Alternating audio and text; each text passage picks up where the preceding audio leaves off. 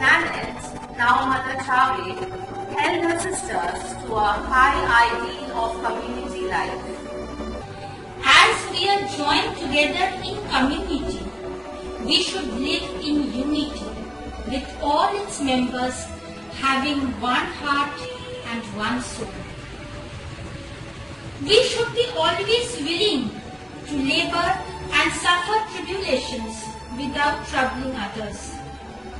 We mustn't possess anything of our own, aware that everything belongs to the community, according to the spirit of community life.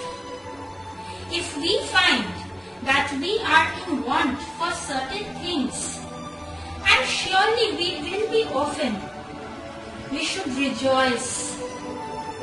Because holy poverty doesn't imply that we should want nothing, but rather it means that we should be happy to do anything for the sake of God and for the sake of others.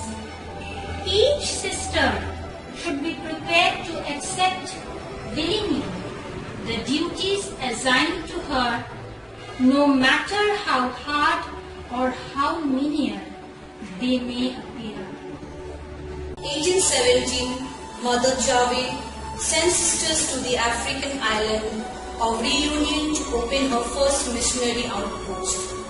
It wasn't long before she had sisters serving black, brown and bronze people at remote places in Africa at Senegal and Gambia, and in South America at French Guiana. With dogged faith, the sisters battled extreme hardship everywhere. Restoration of souls and sometimes of buildings became the job of Mother Superior as the congregation grew. After renovating the disused diocesan seminary in Chalon, the nuns lived there for almost 3 years when Spanish prisoners of war were sent there. The nuns cared for what became the prison hospital, where all types of infectious diseases spread. Sisters, please be quick. We need to dress their wounds. The sight is pathetic. We need to heal their wounds and pray to the Almighty to shower His choicest blessings on all His wounded soldiers. Please dress their wounds, sister. Hurry, hurry. We have lots of work to do. Reverend Mother herself got typhus, but she recovered. Finally, there was no room for the nuns. Mother Anne Mary also took on many diverse tasks. She opened her workshops and a small hostel for people of modest fortune, a home for war widows and a girls' orphanage. Even the foundation of preparatory seminary attributed to her. At Sierra Leone, Mother spent her days caring for wounds, setting broken bones and dispensing medicines.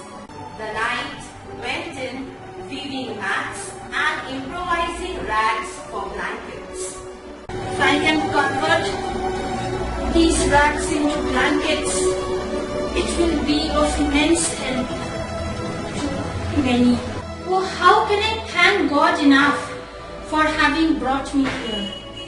I feel so happy being able to do so much good and soothe so much suffering. The condition of the slaves were all the more deplorable since the time the British had first dumped 400 slaves from Moorish vessels. No food, God, no food,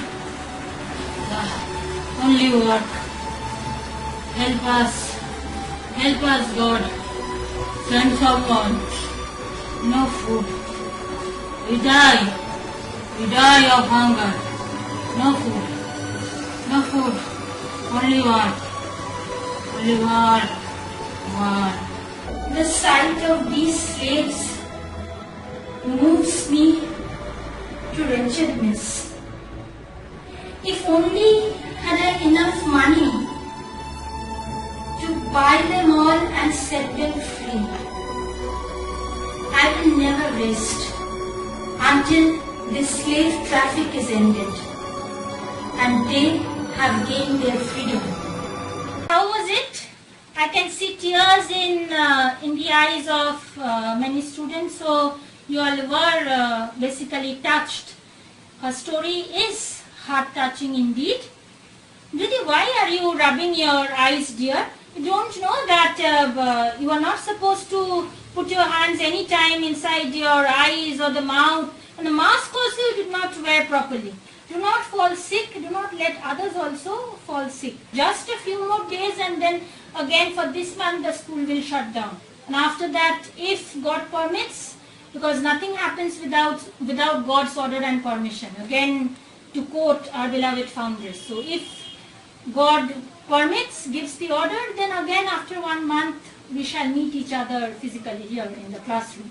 So children, what I was saying, after this what happened, 3 months slipped by when a sudden wave of yellow fever swept across the colony, killing lots and lots of people. It was a heart-wrenching sight, something similar, to what we are facing now. This terrifying disease also couldn't stop her from treating the sick patients. And in the process of treating them, our beloved mother, she also fell sick. She was also struck down. But by God's grace, when you really do good work, God rewards you. So by God's grace, she revived, but she was very weak, and it almost took a month, 1.5 months for her to be fully cured. So it's almost time for the bell. Yes, there goes your bell.